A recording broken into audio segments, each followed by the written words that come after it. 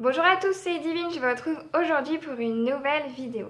Comme je vous l'ai annoncé hier sur Instagram, je vous fais donc aujourd'hui un book haul. J'ai longuement hésité quant à l'intitulé de cette vidéo étant donné qu'au début je devais vous faire un bilan de mes cadeaux d'anniversaire étant donné que je suis née début septembre. Au final, vu que je n'ai quasiment que des livres, je me suis dit que voir une tenue en plus, ça vous intéresserait pas forcément, donc je me suis dit finalement je ne fais qu'un simple book haul. Il faut savoir que tous ces livres viennent donc de cadeaux d'anniversaire. Il faut aussi savoir que je ne fais pas énormément de book haul étant donné que je ne suis pas particulièrement une acheteuse compulsive. Je ne vais pas aller dans une librairie pour acheter 10 000 livres tous les mois. Si j'ai des livres dans ma bibliothèque à lire, je ne vais pas tout bêtement en acheter d'autres, même si beaucoup me font envie, généralement je ne le fais pas. Donc voilà, je suis très heureuse aujourd'hui de vous faire ce book haul et je commence tout de suite.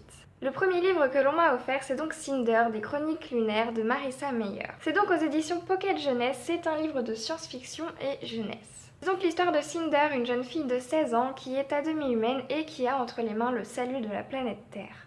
En effet, une terrible épidémie ravage toute la population. Je n'en sais pas plus et je ne veux pas en savoir plus. J'ai très hâte de le lire, j'ai très hâte de pouvoir me faire ma propre opinion au vu de tous les avis positifs que j'ai déjà vus auparavant. Voilà, donc je pense que très bientôt vous aurez mon avis sur ce tome 1 des Chroniques lunaires. En second, j'ai eu le tome 1 de la 5e vague, donc la 5e vague de Rick Yancey, aux éditions Robert Laffont. C'est encore une fois de la science-fiction et de la jeunesse.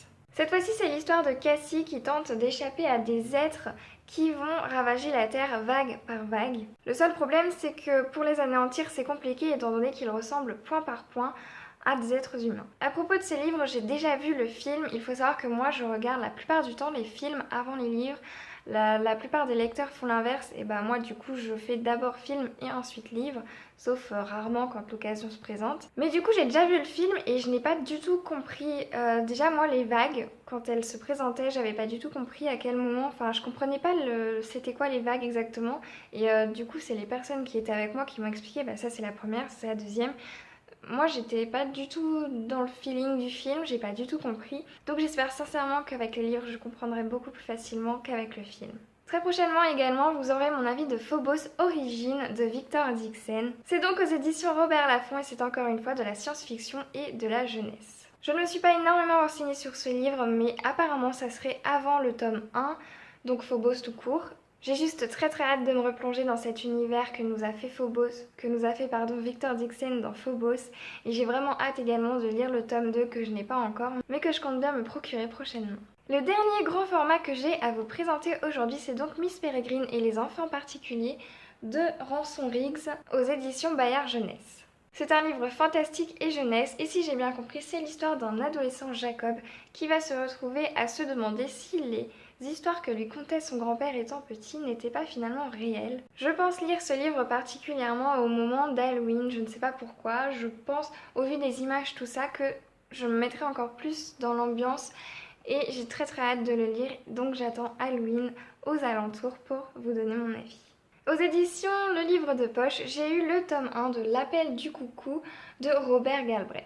C'est donc un policier, c'est le premier tome de la saga Détective Strike. Nous allons donc suivre une enquête avec le détective privé Cormoran Strike et je n'en sais pas plus, je ne veux pas en savoir plus. Peut-être que je lirai la 4e de couverture avant ma lecture, mais pour l'instant, j'ai très envie de le lire, mais sans en connaître plus. Ensuite, nous avons Promise de Ali Candy aux éditions Gallimard, Pulp Fiction. C'est de nouveau un science-fiction et de la jeunesse. C'est donc Cassie, 17 ans, qui vit dans une société où seuls les officiels décident d'absolument tout, au moment où on meurt, au moment où on se marie, avec qui, etc.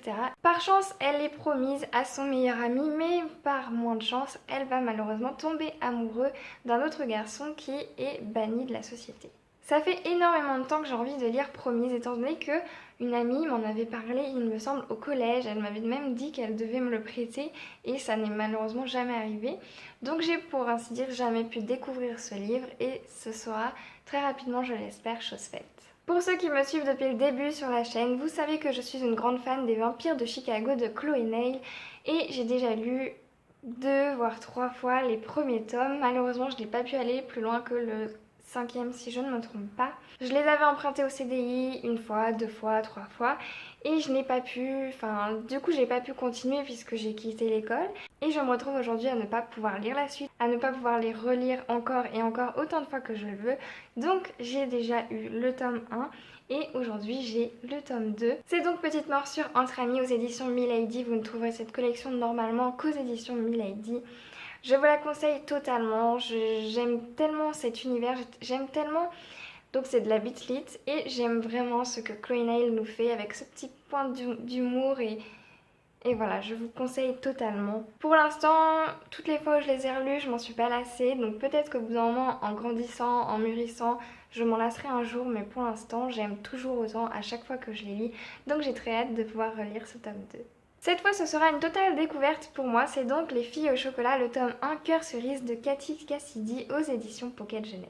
C'est donc de la jeunesse et c'est l'histoire de Chérie, 13 ans, qui va se retrouver à devoir emménager avec son père chez sa belle-mère qui a 4 autres filles. Malheureusement pour elle, tout se passe très bien, mais elle va tomber amoureuse du petit ami d'une de ses belles-sœurs. Nous comprenons bien que c'est vraiment pas de chance. Qu'est-ce qu'elle va faire? Elle va sortir avec ou pas? On va donc le découvrir en lisant ce livre. Ensuite, Les démons de Dexter de Jeff Lindsay. Si j'ai bien compris ma recherche, c'est un tome 3. Je n'ai donc pas le 1 et le 2, mais à mon avis, ça se lit sans avoir les précédents ni les suivants. C'est donc aux éditions Point et c'est un thriller.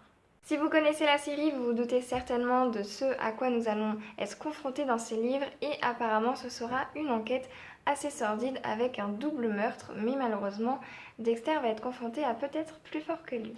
Les 3 prochains livres que je vais vous présenter, ce sont des livres avec lesquels je n'ai pas du tout voulu savoir ce que ça va être.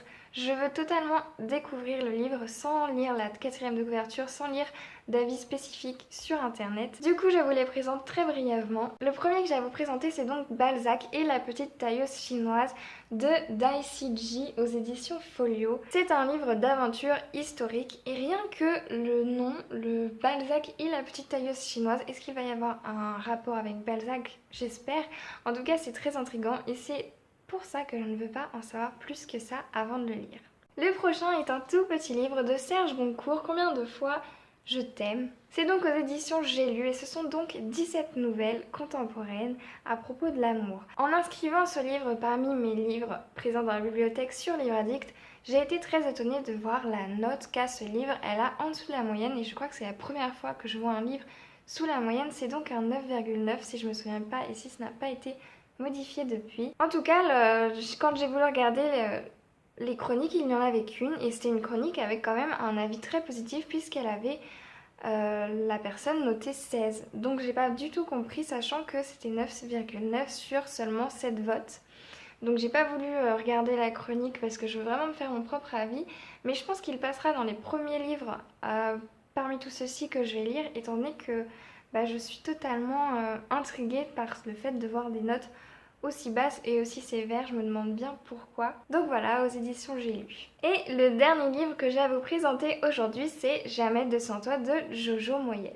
C'est donc aux éditions Milady et c'est encore une fois de la romance contemporaine. C'est le dernier livre, je ne veux pas en savoir plus avant de le lire, j'ai encore une fois très hâte de découvrir cet auteur étant donné que c'est vraiment un auteur qui fait beaucoup de bruit en ce moment sur la blogosphère et sur la toile, donc j'ai vraiment très hâte de vous dire ce que j'en ai pensé. Voilà, cette vidéo est désormais terminée, j'espère qu'elle vous aura plu, j'espère très sincèrement que vous me renverrez des retours si vous avez déjà lu l'un de ces livres et que j'aimerais autant que vous ou plus que vous. Sur ce, je vous souhaite de très belles lectures et je vous dis à la prochaine.